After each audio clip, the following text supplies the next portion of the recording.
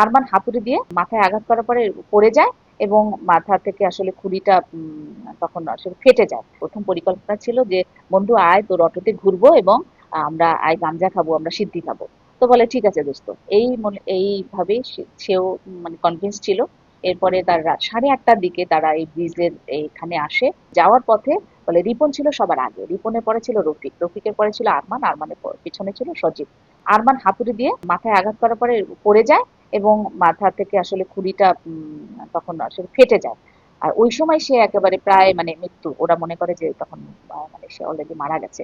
ওরা প্ল্যান করে যে মাথাটা যদি শরীর থেকে বিচ্ছিন্ন করে ফেলে এবং মাথাটা যদি নদীতে ফেলে দেয়, তাহলে কেউ পরে ডেড বডি আর চিনতে পারবে না, মানে তাদেরও কেউ ধরতে পারবে না।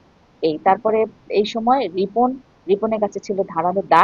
এই দা দিয়ে আসলে মস্তকটা মানে বিচ্ছিন্ন করে ফেলে মস্তকটা মাথা নদীতে ফেলে দেয়। নগদ নিয়ে এলো হার না মানা হার অফার।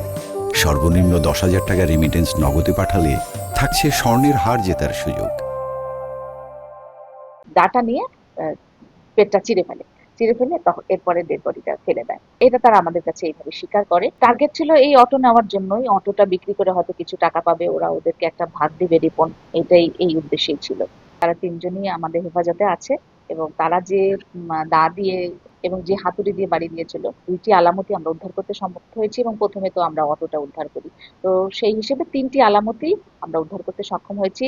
আর যেটা আসলে জানিয়ে রাখতে চাই যে মস্তক যেটা আমরা এখনো পাইনি, সে উদ্ধার অভিযান অব্যাহত আছে। আমরা একটা সংবাদ পাই যে কালীগঙ্গা নদীর ধারে মস্তকবিহীন একটি ডেড বডি পাওয়া যায়। সাথে সাথে জেলা পুলিশের মাধ্যমে খবরটি পাওয়ার পরে আমাদের একটি ক্রাইম সিন আমরা দ্রুত এই নবগ্রাম পাঁচরায় এই আমরা এই ঘটনাস্থলে আমাদের ক্রাইম সিনটি টিমটি পাঠিয়ে দিই।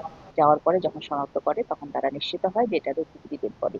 এরপরে থানা পুলিশ যথারীতি সুরতহাল করে এবং ডেড বডি মর্গে পাঠায় এবং পরিবারের কাছে ডেড বডি শনাক্ত হওয়ার পর তা হস্তান্তরের জন্য সেই প্রক্রিয়াগুলো সম্পন্ন করে।